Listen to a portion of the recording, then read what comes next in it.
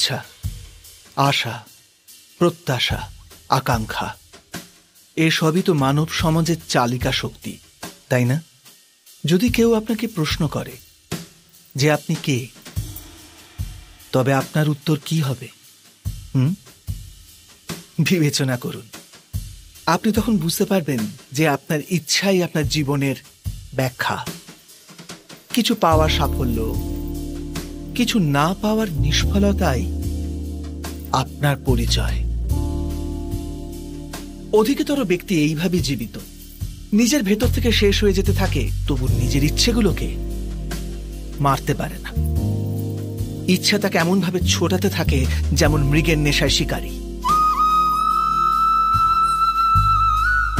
কিন্তু আবার এই ইচ্ছাগুলির গর্ভ থেকেই জ্ঞানের প্রকাশও ঘটে। কি করে? যখন ইচ্ছা অপূর্ণ থেকে যায়, আশা ভেঙে যায়, তখন সেখান থেকে জ্ঞানের কিরণ প্রবেশ করে মানুষের হৃদয়ে। না, এই গাথা শুধু ইচ্ছাদের পরস্পর সংঘর্ষের নয়, নয় মহতাকাঙ্ক্ষা থেকে জন্ম নেওয়া ভয়াবহ রক্তপাতের। এই গাথা হল ইচ্ছার গর্ভ থেকে উৎসারিত হওয়া জ্ঞানের।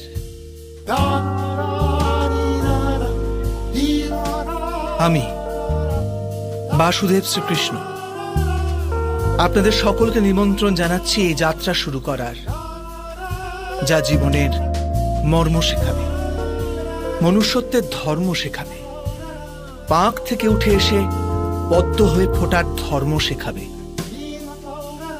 আর এই যাত্রার নাম হল মহাভারত। সন্তানের ভবিষ্যৎ সুখে ভরি তোলার চেষ্টা, এই তো প্রত্যেক মাতা পিতার প্রথম কর্তব্য, যাদের আপনি এই সংসারে এনেছেন, যাদের কর্মের দ্বারা এই জগৎ আপনারও পরিচয় পাবে ভবিষ্যতে। তাদের ভবিষ্যৎ সুখদায়ক করার চেষ্টার চেয়ে অধিক গুরুত্বপূর্ণ আর কি বা হতে পারে? কিন্তু সুখ আর সুরক্ষা এসব কি মানুষের কর্ম থেকে প্রাপ্ত হয় না?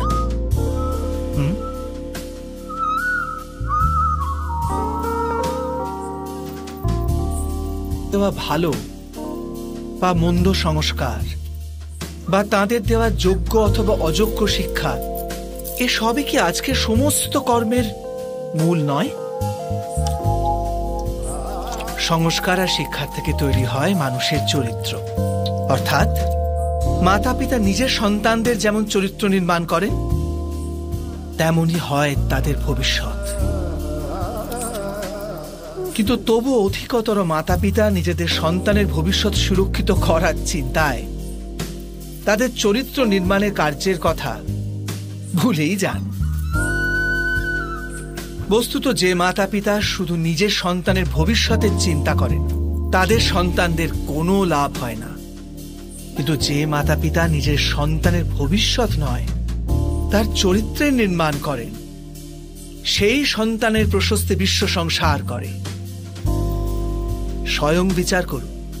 কারণ যে যত চমৎকারী, যতটা অমূল্য হয়, তাকে সামলানো কিন্তু ততটাই কঠিন, তাই না? তাই মনে রাখবেন, ধন, স্বর্ণ, সম্পত্তি এগুলো ধুতুরার থেকেও অনেক বেশি বিষাক্ত হতে পারে। তাই এর ওপর আত্মসংযমের একটা কবচ পরিয়ে রাখবেন এবং বিবেকের শক্তির সাথে এগুলো প্রয়োগ করুন, তবেই কল্যাণ হবে। আসুন আমার সাথে ভালোবেসে বলুন, রাধা রাধা। মানুষের জীবনে তিনটি গুণ অত্যন্ত প্রয়োজনীয়: শ্রদ্ধা, বিনম্রতা, যোগ্যতা। যদি জ্ঞান লাভ করতে চান তাহলে শ্রদ্ধার প্রয়োজন, যদি মান লাভ করতে চান তাহলে স্বভাবে বিনম্র হওয়া প্রয়োজন, আর যদি মনোবাঞ্ছিত স্থান লাভ করতে চান তাহলে যোগ্যতার প্রয়োজন। বিষয়টা সহজ। শ্রদ্ধা আপনাকে জ্ঞান দেবে, নম্রতা আপনাকে মান, আর যোগ্যতা উচিত স্থান দেবে। কিন্তু যদি আপনি এই তিনটি গুণ সম্মিলিত করেন, তাহলে এমন কিছু লাভ করবেন যা এই সব কিছুর থেকে অনেক ঊর্ধ্বে। সম্মান। আর এ হলো সেই সম্মান যা প্রত্যেক মানুষের নিজের জীবনে লাভ করতে চেষ্টা করা উচিত। কারণ এই হলো সেই সম্মান যার কারণে আপনি চলে যাওয়ার পরেও এই সংসার আপনাকে ভালোবাসবে আর মনে রাখবে। আসুন আমার সাথে ভালোবেসে বলুন, রাধা রাধা।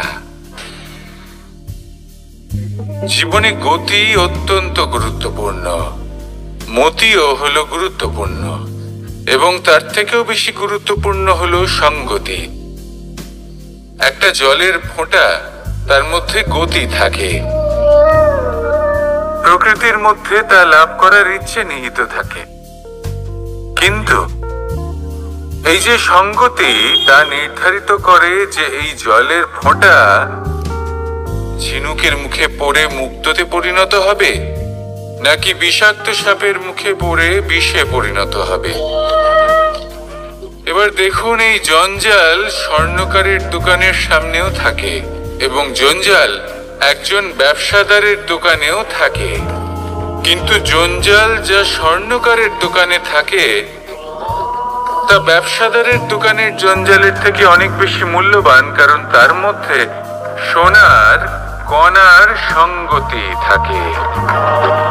সেই জন্য জীবনে সঙ্গতির উপর বিশেষ গুরুত্ব দেবেন। যেমন সঙ্গতি তেমনই আপনি হবেন। আসুন আমার সাথে ভালোবেসে বলুন, রাধা রাধা। প্রত্যেক প্রাণী ভালোভাবে জীবন যাপন করতে চান, এটা তাদের স্বভাবে আছে এবং ভাবাটা অনুচিত নয়। কিন্তু একটা ভালো জীবনের গুরুত্বপূর্ণ অংশ কোনটা? বসবাসের স্থান। সেই স্থান যেখানে আমরা জীবন অতিবাহিত করি। এবার মানুষ ভাবতে পারেন যে একটা ভালো বাসস্থানের অর্থ কি? সেই স্থান যেখানে সহজে জল পাওয়া যায়, যেখানে শুদ্ধ বায়ু পাওয়া যায়, যেখানে আনাজ উৎপন্ন হয়। এটা জীবনযাপনের জন্য পর্যাপ্ত বটে, কিন্তু ভালো জীবনযাপনের জন্য আরো একটা কথা আপনাকে বুঝতে হবে। সাধু, জ্ঞানী, পণ্ডিত ব্যক্তি, এই সকল মহাপুরুষ, এনাদের যে বাসস্থান তা অত্যন্ত বিশেষ হয়। এখানে এক ধরনের বিশেষ ইতিবাচক শক্তি থাকে, এমন একটা স্থান যেখানে দেবতারাও বিচরণ করেন। জীবন আমরা সবাই যাপন করি, কিন্তু জীবনের উদ্দেশ্য শুধুমাত্র জীবন যাপন করা নয়। জীবনের উদ্দেশ্য হলো মুক্তি লাভ করা।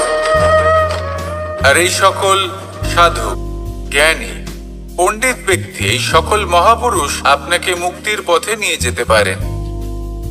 কারণ এরা হলেন সেই মহাপুরুষ যারা নিজেদের অন্তরের বিকার, অহংকার, ক্রোধ, বিদ্বেষ, এই সকল দোষগুলিকে ত্যাগ করেছেন, এদের ওপর বিজয় লাভ করেছেন।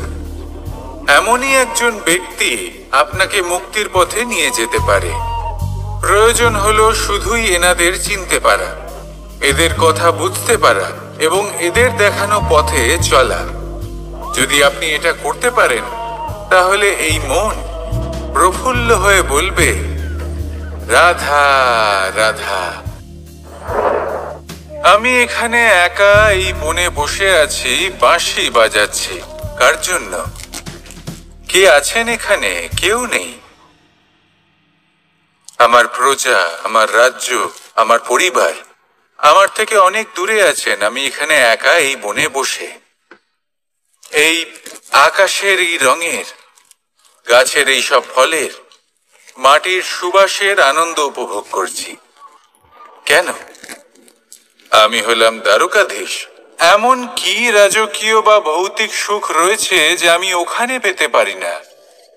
সবকিছুই পেতে পারি, তাও এখানে বনে একা বসে আছি। কোন সুখ খুঁজে চলেছি? একা থাকার সুখ।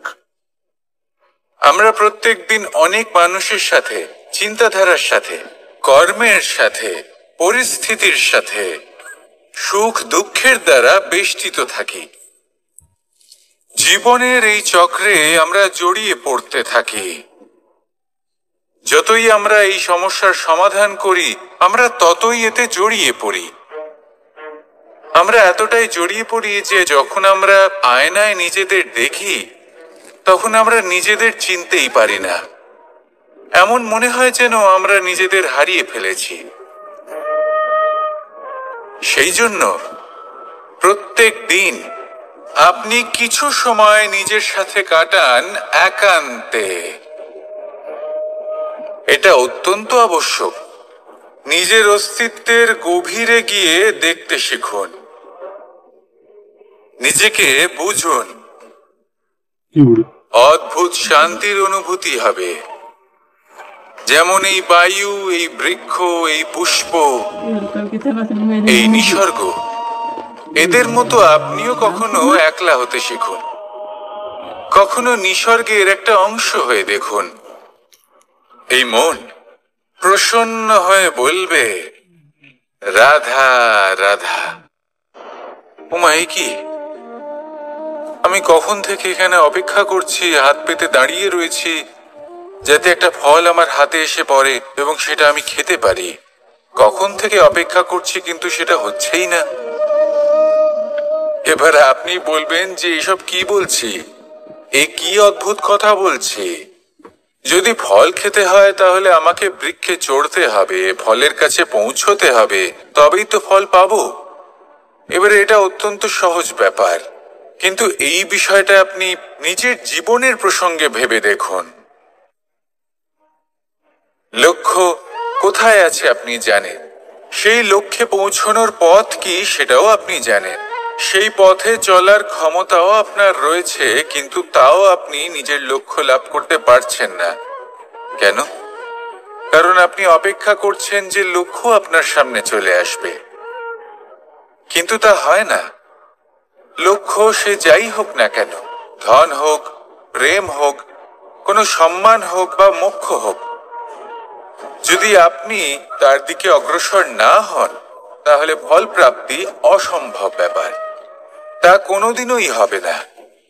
সেই জন্য আপনার চোখের সামনে আপনি যদি নিজের লক্ষ্যকে দেখতে পান, তাহলে উঠুন এবং সেই দিকে অগ্রসর হতে শুরু করুন। নিজের অন্তরের সকল অশুভ গুণ দূর করুন, অলসতা ত্যাগ করুন, অজ্ঞানতা ত্যাগ করে দিন এবং চলতে থাকুন। অবশ্যই মনোবাঞ্ছিত ফল লাভ করতে পারবেন। মনে রাখবেন, চলতে থাকলে তবেই লক্ষ্য প্রাপ্তি হবে। অপেক্ষার দ্বারা শুধুমাত্র মৃত্যু লাভ হবে। আসুন আমার সাথে ভালোবেসে বলুন, রাধা রাধা। আমি দ্বারকাধীশ এবং আমার সভাতে বিভিন্ন সময় বিভিন্ন ধরনের মানুষ আসেন, নিজেদের দাবি নিয়ে, নিজেদের ইচ্ছে নিয়ে। কখনো কেউ ভোজন চান, আবার কখনো কেউ ওষুধ।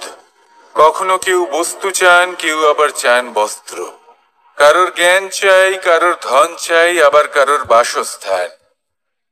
অনেক সময় আমি এই অনুরোধ, এই ইচ্ছে পূর্ণ করি না। এবার আপনি এটা ভাবতেই পারেন যে কৃষ্ণ তো তাহলে লোভী, ওর কাছে তো সবকিছুই রয়েছে, তারপরেও সে নিজের প্রজার ইচ্ছে পূর্ণ করে না, তাদের সমস্যাগুলি বুঝতে পারে না, তাদের সুখ স্বাচ্ছন্দ্য প্রদান করে না। আসল সত্য হলো এটাই যে কোনো সবল ব্যক্তি, যে কোনো গৃহস্থ ব্যক্তি যে কাজ করতে সক্ষম, তার পরিশ্রম দ্বারাই নিজের প্রয়োজনগুলি এবং ইচ্ছেগুলি পূরণ করা উচিত। এটা অত্যন্ত প্রয়োজনীয়।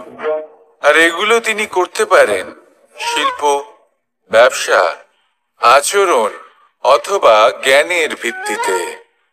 এই পথে চলতে হবে, পরিশ্রম করতে হবে, তবেই সে কিছু অর্জন করতে পারবে। এবার এমন কোন ব্যক্তি যার এই সব কিছুতে কোনো রুচি নেই, যে কিছুই করতে চায় না, সে কিছুই অর্জন করতে পারবে না। এবার এরকম কোন ব্যক্তিকে যদি আমি কোনো বস্তু প্রদান করি, তাহলে কি হবে? সে পরাধীন হয়ে যাবে, আর সেটা উচিত হবে না। তাহলে কি করা উচিত? তাকে পথ দেখানো, তাকে বোঝাতে হবে যে কোন পথে চলে তুমি নিজের লক্ষ্য প্রাপ্ত করতে পারবে। শিল্প, জ্ঞান, আচরণ এবং ব্যবসা এই পথে কিভাবে চলে সেটা শেখাতে হবে, আর আমি সেটাই করি। তার ফলে কি হয়? ব্যক্তি স্বাধীন হয়ে যায়। সংসারে সে যা চাইবে তাই প্রাপ্ত করতে পারবে, কখনো কারোর থেকে কিছু চাইবার প্রয়োজন পড়বেই না। এই কথাটা সবসময় মনে রাখবেন। যখনই দান করবেন, তা ভাবনা চিন্তা করে এমন ভাবে দান করবেন যাতে সামনের ব্যক্তি স্বাধীন হতে পারে, পরাধীন নয়। আসুন আমার সাথে ভালোবেসে বলুন, রাধা রাধা। করতে শিখুন। পাণ্ডব, পাণ্ডবরা বন থেকে এসেছিলেন। ওনাদের কাছে না কোনো ধন ছিল, না কোনো সম্পদ, না বিদ্যা। নিজের পরিশ্রমের দ্বারা ওনারা বিদ্যা অর্জন করেছিলেন, আর তার দ্বারাই সম্পদ অর্জন করলেন আর ধন অর্জন করলেন। এই পাণ্ডব ছিলেন অত্যন্ত কুশল এবং শক্তিশালী। যুধিষ্ঠির নিজের পরিশ্রম দ্বারা এমন জ্ঞান অর্জন করেছিলেন যে এই সংসার ওনাকে ধর্মরাজ যুধিষ্ঠির অভিহিত করেছিল। দেখতে গেলে পাণ্ডবদের কাছে সবকিছুই ছিল, কিন্তু যখন বিষয় এলো আরো ধন লাভ করার, তখন যুধিষ্ঠির, যিনি পাণ্ডবদের মধ্যে জ্যেষ্ঠ, তিনি সকল পাণ্ডবদের সাথে দ্রুত ক্রীড়ায় অংশগ্রহণ করে ফেললেন। এর ফলে না শুধু ধনলক্ষ্মী, ধর্মলক্ষ্মী, বিবেক লক্ষ্মী কেউ হারালেন, আর শুধু তাই নয়, নিজের গৃহলক্ষ্মী দ্রৌপদীকেও হারিয়ে ফেললেন। এর কারণ কি? ভুলে গেলেন খুব সহজ একটা কথা। এই সংসারে সম্মান এবং সাফল্য দুটোই পরিশ্রমের দ্বারা লাভ করতে হয়, কিন্তু দ্রুত ক্রীড়ার এই খেলা আমাদের ভাগ্যের উপর নির্ভরশীল। এই সংসারে দুটি পথ রয়েছে।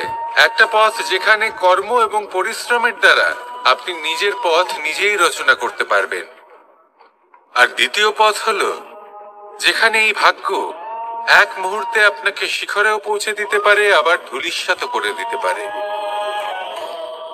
আপনি কোন পথ বাছবেন, সেই চয়ন আপনারই। আসুন আর আমার সাথে ভালোবেসে বলুন, রাধা রাধা। কোনো এক সময়ের ঘটনা এটা।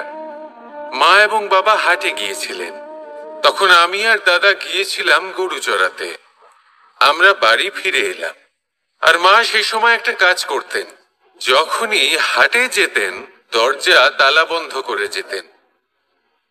উনি খুব ভালো করে জানতেন যে যদি ওনার এই মাখন চোর সঠিক সময়ে পৌঁছে যায়, তাহলে এক ফোঁটাও মাখন ওনার অবশিষ্ট থাকবে না। এবার ঘটনা কিছুটা এরকম হলো যে মা আর বাবা মাঝে মাঝে হাটে যেতেন, তাই মাঝে মাঝে এই দরজা তালা বন্ধ করতে হতো। যখন মা আর বাবা ফিরে এলেন, তখন বাবা ভুলে গিয়েছিলেন যে এই চাবির গোছা থেকে ঠিক কোন চাবিটা দরজার তালা খোলার জন্য উপযোগী। উনি চেষ্টা করতে শুরু করে দিলেন। একটার পর একটা চাবি দিয়ে উনি চেষ্টা করতে থাকলেন, কিন্তু সেই দরজার তালা তো খুলতেই চাইছিল না। ওনার মাথা থেকে ঘাম পড়তে শুরু করলো। তখন মা বললেন যে তালা ভেঙে দেওয়া যাক। মা চলে গেলেন, আর বাবা বললেন, না না, দাঁড়াও, আর কিছু চাবি বাকি আছে, এটা হয়তো খুলতে পারবো। মা হাতুড়ি নিয়ে চলে এলেন সেই তালা ভাঙার জন্য, আর তখনই বাবা শেষ চাবিটা প্রয়োগ করলেন, আর দরজার তালা খুলে গেল। যদি উনি চেষ্টা না করতেন, তাহলে এই তালাটাও ভেঙে যেত আর চাবিটাও নষ্ট হয়ে যেত, ঠিক কিনা? এবার এই ঘটনাটা আমি দেখেছিলাম, আর আমার মনে হলো যে কখনো কখনো এই চাবির গোছার মধ্যে থেকে শেষ চাবিটাও কিন্তু জীবনের দরজা খুলে দিতে পারে। সেই জন্য আপনি যদি জীবনে সাফল্য লাভ করতে চেষ্টা করেন, নিজের লক্ষ্যে পৌঁছতে চান, তাহলে হার মানবেন না।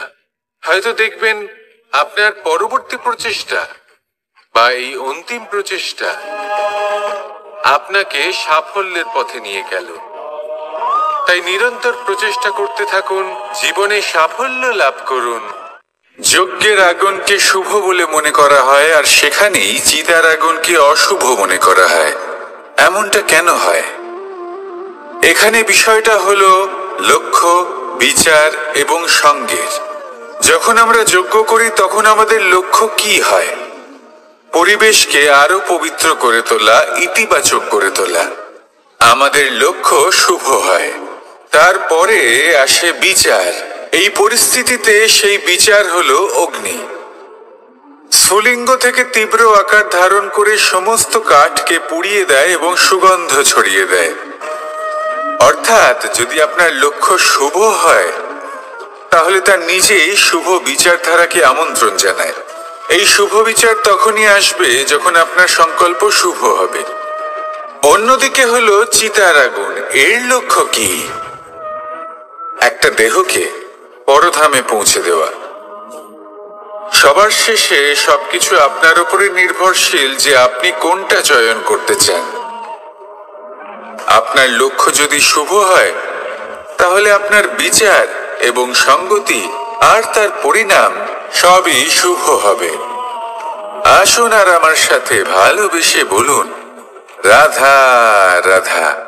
এই সংসারের প্রত্যেক বস্তুর, প্রত্যেক পরিস্থিতির, প্রত্যেক আবেগের দুটি দিক আছে। এর মধ্যে পার্থক্য করা সম্ভব শুধুমাত্র দৃষ্টিভঙ্গির দ্বারা। যদি কোনো ব্যক্তি পর্বত শিখরে দাঁড়িয়ে থাকেন, তাহলে উনি এটাই দেখতে পাবেন যে এই জলের ধারা সমুদ্রের দিকে বয়ে চলেছে।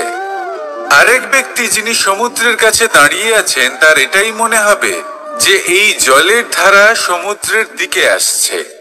এখানে বিষয়টা হলো দৃষ্টিভঙ্গির, আর এটাই সময়ের সাথেও হয়ে থাকে। অনেক সময় মানুষ চিন্তিত হয়ে পড়েন, ত্রস্ত হয়ে পড়েন যে তার কাছে হয়তো খুব কম সময় আছে, তাতে তিনি অনেক কিছুই করতে পারবেন না, আর একটু সময় থাকলে খুব ভালো হতো। তিনি এভাবেও ভাবতে পারেন যে অল্প হলেও সময় বাকি তো রয়েছে, অর্থাৎ যা অবশিষ্ট আছে তাকে সংরক্ষণও করা সম্ভব, তাতে জীবন যাপনও করা সম্ভব। আর এটা নির্ভর করছে আপনার উপর। তাই দৃষ্টিভঙ্গি ইতিবাচক রাখুন। জীবনে দুই ধরনের আবেগ রয়েছে যার কোনো মূল্য নেই। আমার কথার অর্থ এটা নয় যে এদের কোনো গুরুত্ব নেই। গুরুত্ব যথেষ্টই রয়েছে, শুধু এদের জন্য আপনাকে কোনো মূল্য দিতে হয় না। প্রথম আবেগ হলো আনন্দ, প্রসন্নতা। এটা আপনি যে কোনো জায়গায় খুঁজে পেতে পারেন যদি আপনি খুঁজে পেতে চান। আপনি কোনো পুষ্পের সৌন্দর্য দেখে প্রসন্ন হতে পারেন। বায়ুর কারণে যখন একটি বৃক্ষ শিহরিত হয়, সেটা দেখে আপনি প্রসন্ন হতে পারেন। একটা ছোট্ট শিশুর কলরব শুনেও আপনি প্রসন্ন হতে পারেন। একটা ক্রন্দনরত বালককে হাসিয়ে আপনি প্রসন্ন হতে পারেন। সবকিছু আপনার উপর নির্ভরশীল। সেখানে আরেকটি আবেগ হলো দুশ্চিন্তা। মানুষ বড়ই দুশ্চিন্তা করতে থাকে। আজ আমি এই কাজ করেছি, সেই বিষয়ে চিন্তা। আজ আমি এই কাজ করতে পারিনি, সেই বিষয়ে চিন্তা। কাল আমাকে এই কাজ করতে হবে, সেই নিয়ে চিন্তা। আমি কি সেই কাজটা করতে পারবো, সেই বিষয়েও দুশ্চিন্তা। চিন্তা সর্বত্র রয়েছে, যার জন্য মূল্য দিতে হয় না। যত চান আপনি একত্রিত করতে পারেন। একটা গুরুত্বপূর্ণ কথা মনে রাখবেন, প্রসন্নতা জীবনের একটা নতুন সূত্রপাত। সেখানে দুশ্চিন্তা হলো জীবনের চিতার সময়। এবার এই দুটি আবেগ হলো মূল্যহীন, দুটোই আপনার সামনে আছে। কোনটা চয়ন করবেন আপনি? দুশ্চিন্তা নাকি প্রসন্নতা? সিদ্ধান্ত আপনারই। আসুন আর আমার সাথে ভালোবেসে বলুন, রাধা রাধা।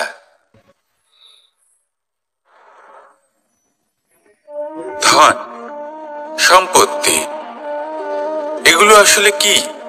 এগুলো শুধু সেই মূল্য যার দ্বারা আমরা কোনো কিছু অর্জন করতে পারি।